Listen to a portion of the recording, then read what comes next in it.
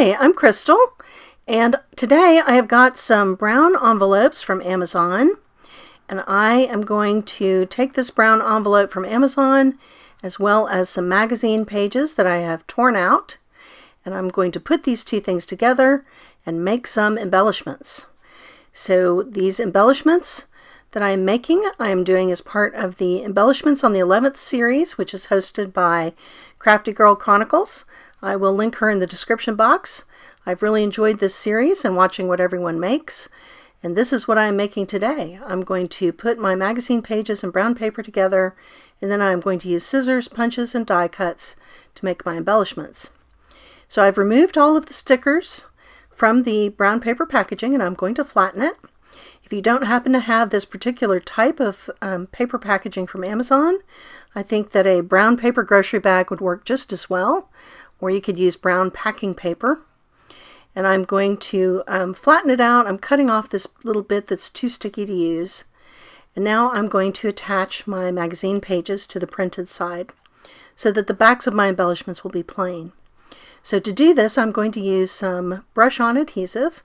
I am using Mod Podge. I've got a 16-ounce jar that I swear I've had since the 1990s. It is a lifetime supply. I think that gel matte medium would work just as well. If you would like to use regular craft glue, like school glue, you may need to water it down just a little bit to brush it on. I do think that brushing it on is going to be important because you need to have glue under every bit of the book page. Now I've got some plain gutters left in my magazine pages, and I don't really want those. So I'm going to take my ruler and trim down another page from the magazine. Or obviously you could use book pages if you don't happen to have magazines. And I'm going to get some sections that are just words with no white gutter. If you are using a ruler to tear, I do encourage you to tear from the big side. If you try to tear from the small side, you get little rips and jagged edges. But if you always hold on to the big side of the paper, it's very easy to use a ruler to tear out your paper. Once I've got a few text blocks prepared that are just text, I can attach those over the blank spots on my project using some more of my brush-on adhesive. So once I've got all of that in place, I'm going to set the project aside until it is completely dry. You definitely don't want to move on to adding color while that's wet. Now I'm going to get out my Bargain watercolor paint. This is Artist Loft paint. I don't know that that's universally available. I've got an Amazon link, but whatever type of Bargain watercolor paint you have is going to be perfectly fine. You could certainly use acrylic paint as well, but I really want the text to show through. And so I think that the watercolor paint is a good choice from that perspective. I've gone in rainbow order so I can avoid making mud. Now I'm going to let the paint completely dry, and then I'm going to go back and add a second layer of paint to darken the colors and add some contrasting bits just so I have a little bit of color variation all over the page. And if you're looking at this saying, Crystal, this looks like a hot mess. I know, but it's going to turn out great. You just have to trust me.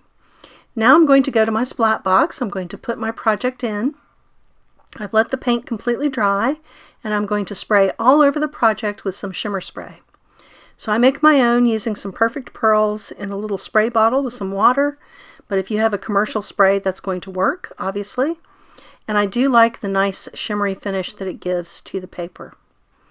Now I am going to do some die cutting and some punching and some scissor work, but this page is a little bit big for me to do that. So my very next step is to trim it down into some smaller pieces so that I can work with them a little bit more easily. So I'm just going to take my scissors and trim the project down into pieces that are roughly 6 inches by 6 inches or 15 centimeters by 15 centimeters. That's going to fit into my die cut machine quite well, or if I'm using punches, I can get them to every part of the paper. So I'm going to start out just cutting out a shape with some scissors. Obviously this is going to be a good choice if you don't happen to have a die cut machine or any punches. There's certainly many shapes that we can cut out just using scissors. I'm going to start out with one that's very tried and true, the heart. So I'm going to fold the paper in half so that I can have a nice symmetrical heart.